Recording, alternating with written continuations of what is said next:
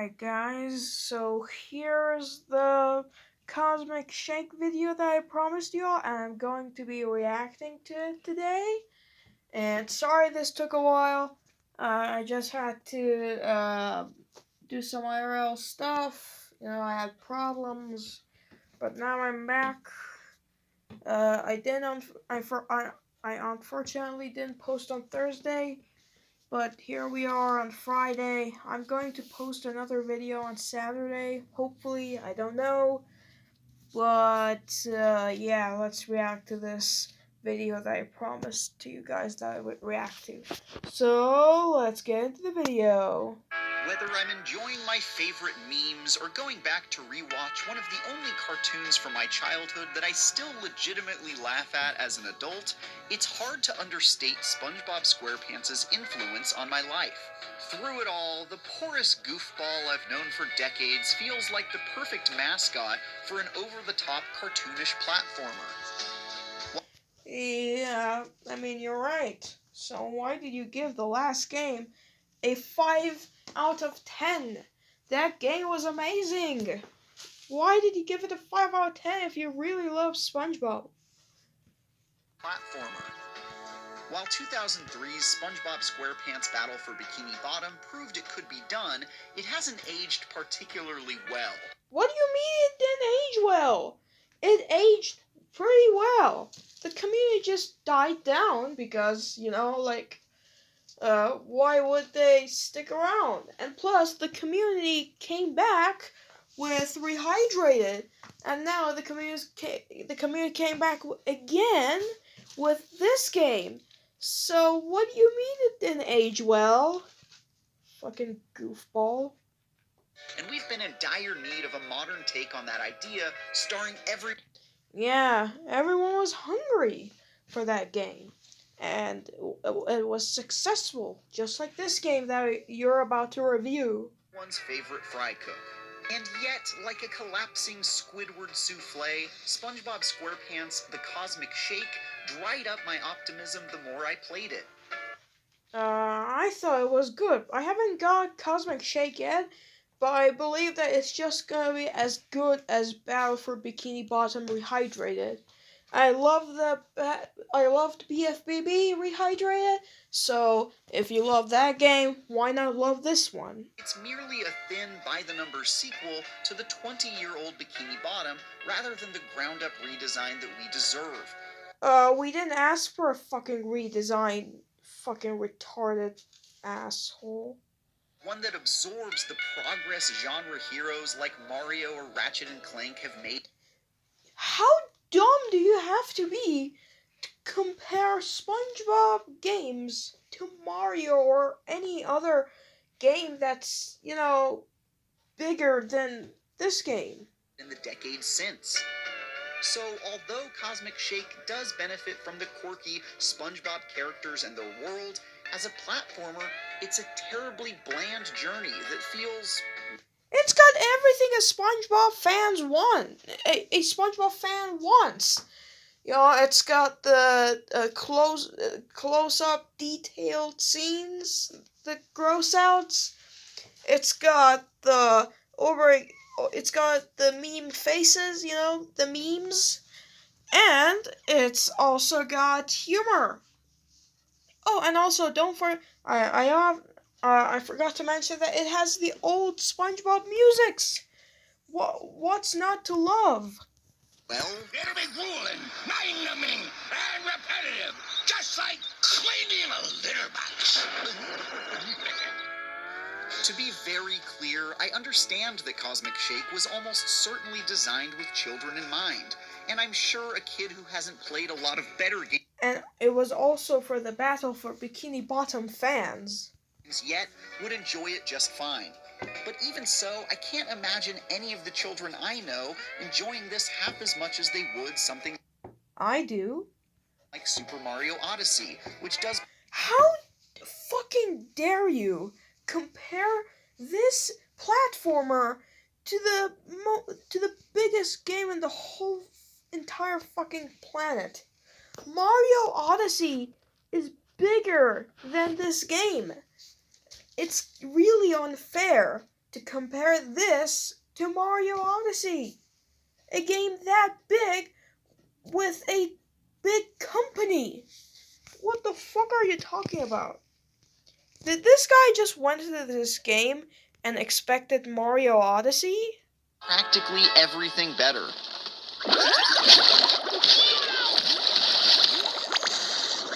In fact, there are just so many great kid-friendly platformers out there already in 2023 that aside from having SpongeBob's face in it, Cosmic Shake gives you no reason to play it instead of the multitude of alternatives. But as someone who grew What the fuck is he talking about? It has to be kid-friendly. up loving SpongeBob, I had to give it a try. Now look what the snail dragged. What are you gonna say? As I've come to expect from this delightful sponge, the story begins when he makes a series of... So wait, this guy thinks that a SpongeBob game should not be kid-friendly. Think about this. SpongeBob is a kid-friendly show, so it should have kid-friendly games. It shouldn't be like a shooter game. This is why I said in the last video. extremely ill-advised decisions which caused the very fabric of Bikini Bottom to be torn apart at the seams.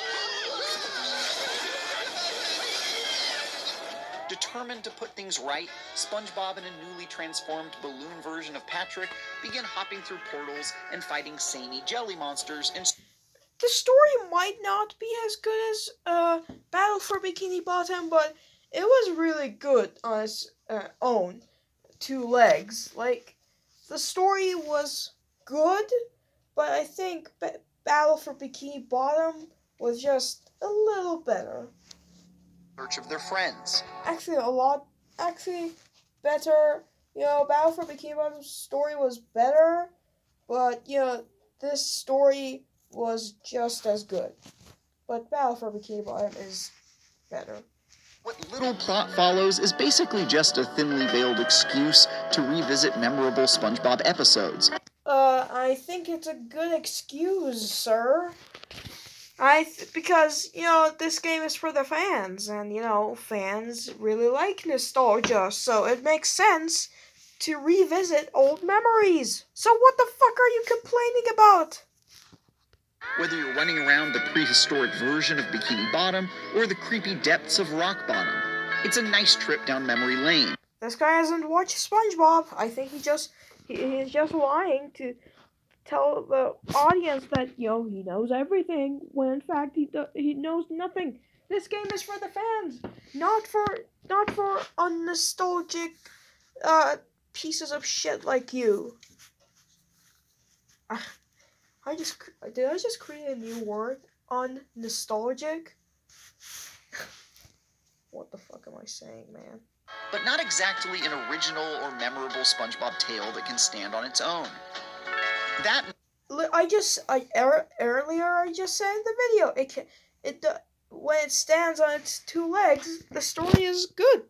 Nostalgic indulgence is helped greatly by the appearance of so many recognizable characters, all voiced by their original voice actors. We get That's great too.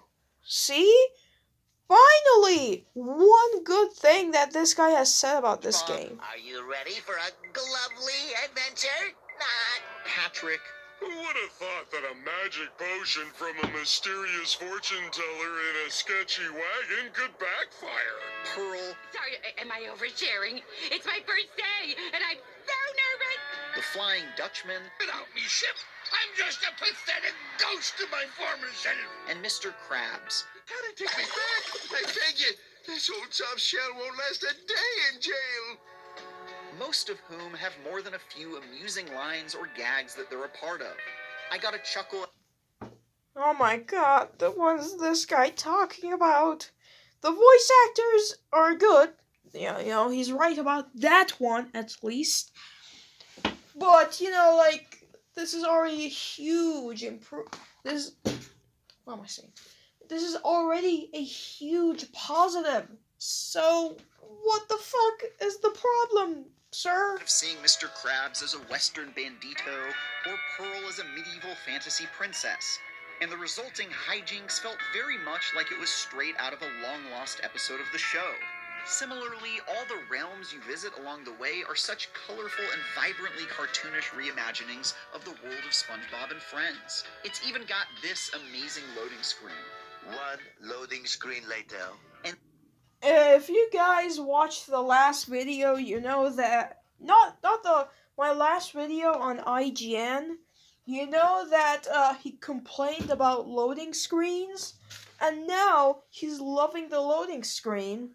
So does he love loading screens or not? These way too detailed close-up images of characters that gross you out, both of which. What the fuck are you talking about? This is one of the reasons why SpongeBob is popular. The close-up scenes. When I was a kid, these scenes were my favorite. You know? Are fantastic nods to the show. I will make myself extra picturesque. See? That was funny. So, and this guy's complaining about a SpongeBob game being a SpongeBob game, just like what I said in the last IGN video. What makes it a massive bummer that Cosmic Shake falls so woefully short when it comes to actual gameplay.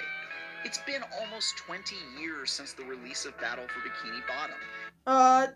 This game, got the Battle for Bikini Bottom formula and changed it a bit. Because if you don't change a formula, that's bad. If you change too much of the formula, that's bad. If you change a little, that's fine. So what the fuck are you talking about?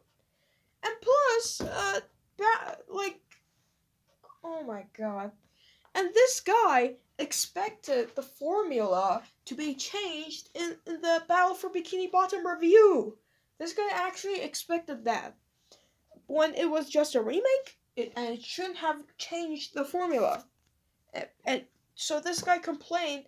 So in the Battle for Bikini Bottom review, this guy complained that the formula was the same as the original, when it should be as the original. What are you complaining about? And just over 2 since the rehydrated remaster reminded us of how poorly that game's mechanics have aged. No it didn't. It aged pretty well. And it's shocking how little that formula has evolved for this dull follow-up. You shouldn't even change the formula. Just change it a little. It's almost identical. Dreadfully simplistic jumping puzzles and combat against the That's literally a platformer game, my dude. same handful of enemies who pose absolutely no challenge. But the buff guys do. Wore thin quickly. Sure, you can double jump, ground pound, and glide across gaps using a pizza box, attack with your bubble wand, and sometimes activate Yeah, so what the fuck are you talking about? context-sensitive prompts to do special things like karate kick enemies or swing on a fishing line. But that toolbox See, that's a good change in the formula, so why are you complaining about it? is extremely light and never puts you into situations, mandatory or optional, that require a mastery over any of these skills. After the first few hours of a campaign that runs for 10, I'd seen just about all the tricks up Cosmic Shake's sleeves, and had to press on through way more of its humdrum platforming and combat than I had appetite for. Just There are shut no up. difficulty options either, so this is all you get. Every level has you jump through some metaphorical and literal hoops, broken up by waves of enemies that can easily be swatted away in seconds before going back to platforming. Shut up. Variety, both in combat and in the puzzles that the platforming offers, is a major pain point. And This is a kid's game. It shouldn't be as hard as you think. as you're traveling through this pirate-themed realm or this Hollywood movie set, you're fighting the same pushover purple enemies or hopping on the same floating rectangles. Even when you do get a special sequence, like this chase scene atop a seahorse or this extremely brief stealth section, it's either incredibly short-lived or hardly different enough from the rest of the grind to keep things interesting. It's only moderately horrifying up close. Perfect for you. The only unique moments are at the end of each level when you fight a boss, like this bout against an Oh, because the level is hyping up its finale. evil Sandy the Squirrel in a Bruce Lee outfit. 'Cause I'm in a mood, and my mood is karate. Even these highlights aren't breaking any new ground in terms of gameplay. They just feel loads better than the rest of the boring trek. It's not Because it should be better than the rest of the things in that level. This guy doesn't know anything about a platformer game. that the controls or ideas in Cosmic Shape are poorly implemented, but that they haven't learned a thing from practically any modern-day platformers that are far more interesting. For example, you don't get any of the highly entertaining gymnastic platforming feats or unique and silly combat options you'd find in Psychonauts 2, a game that feels like a lot of its bones would have suited a SpongeBob platformer perfectly. Instead, it plays like every forgettable, middling platformer I've played in the It is unforgettable, my dude. It is unforgettable. past 20 years. And that stunning lack of creativity in an underwater world. What do you mean, lack of creativity? The levels are creative, and the new abilities of SpongeBob is also creative as well. So shut the fuck up. That's known for its hilarious originality is a disappointment that throbs like a migraine for the entirety. Oh my god, this guy stinks. Oh wait. Oh brother, this guy stinks. Get him out of here. As a result, playing Cosmic Shake made me feel like I had put on a high-quality foam SpongeBob costume to attend a costume party, but was forced to perform excruciatingly dull chores while wearing it instead of goofing around. Shut up. It's amusing only in the charming disguise that accompanies the otherwise tedious experience. Aside from getting through the main story, Cosmic Shake does offer some optional collectathons to complete, and even some side quests to go on. I think the side quests are fine. Most aren't worth the trouble, like this one that has you cook Krabby Patties for hungry fish in a short minigame. Well, it's a mini game. It's supposed to be short. That said, there's plenty of new content hiding in areas that can be revisited once you've gained new abilities, some of which hide interesting secrets in areas that can only be accessed later. Usually, though, they just lead to more of the same dull combat and rote platforming you'll already You're dull. be bored with. Verdict. SpongeBob SquarePants The Cosmic Shake is a simple, unambitious platformer that pales in comparison to its peers in every way besides all the charm and Shut up, dude. Just shut up. humor it borrows from the iconic show. Whether it's the incredibly basic jumping If you hate this game, you're not a SpongeBob fan. and swinging that becomes irksomely repetitive within minutes, or the humdrum combat that has you mopping up the same handful of enemies hundreds of times without anything That's literally a platformer game. Every platformer game has the same fucking enemy over and over and over again. So this is normal. to meaningfully differentiate the first battle from the last, Cosmic Shake badly lacks the imagination and creativity for which the show is No, it has all the things that the fans want. You just don't understand it. known. The original cast's voice performances and silly gags are certainly a highlight, but if you were hoping for something akin to Super Mario Odyssey in a Buddy, nobody expected a fucking Mario Odyssey from this game. What are you talking about? Pineapple Under the Sea, He gave this one a mediocre rating as well. Oh my god. I think this guy just doesn't like SpongeBob. sadly, this falls far short. For more, check out some footage of the first minutes of gameplay. Nah, bro. That's it. I'm done. Yeah, but anyway, guys. That's it. See ya.